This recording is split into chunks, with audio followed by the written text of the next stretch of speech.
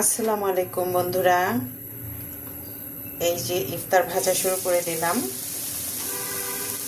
পেঁয়াজও ভাজা হয়েছে, এখন এই যে বেগুনি দিচ্ছি। তো রোজার মাসে আসলে ভাজা পোড়া আমাদের খেয়ে তো সবারই একটা অভ্যাস, মোটামুটি আমরা সবাই খাই। আমার তো খুবই ভালো লাগে, আর ভাজা পোড়া না খেলে কেমন যেন ইফতারের মতো মনে হয় না যে ইফতার করেছি। মানে প্রতিদিনই ভাবি যে আজকে আর ভাজবো না।